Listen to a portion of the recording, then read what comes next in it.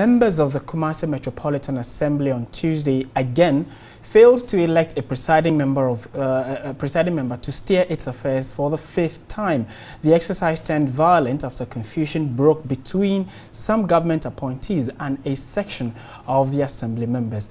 Both Nana Baffour, J. Kese, and the 5th and the Nana Kofi Senya failed to secure 2/3 of the vote in their previous attempts. Now, the two are said to belong to the opposition NPP and the ruling NDC. The issue of politics in our local assembly elections has been a source of worry for some Ghanaians in a system which is expected to be non-partisan.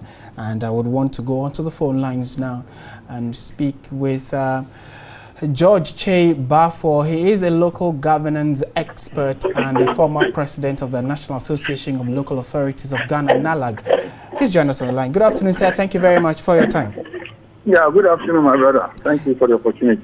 All right, to start with, are you surprised that for the 5th time in especially what happened in Kumasi, 5 times on the trot, they have been unable to elect a presiding member? Thank you very much. Greetings to your cherished viewers. I am not surprised at all because of the underpinning factors that have influenced the election process.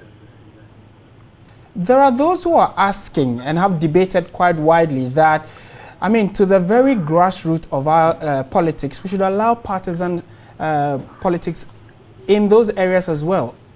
Is that a position you share? Yes, I think that you have hit the nail right on the head. You see, the point is that as a nation, looking at our historical antecedent, we thought that partisan politics was so acrimonious that we only ought to use that as a process of governing this country at the national level, and then develop a non-partisan approach to governance and development at the sub-national level, that is the district level.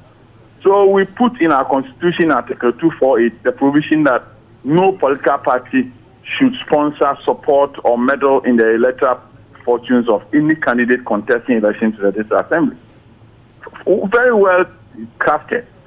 And then we also thought that we need the expertise of people who have the experience and the knowledge to facilitate the process at a decentralized level, because perhaps there will be gaps in the election of members in terms of expertise.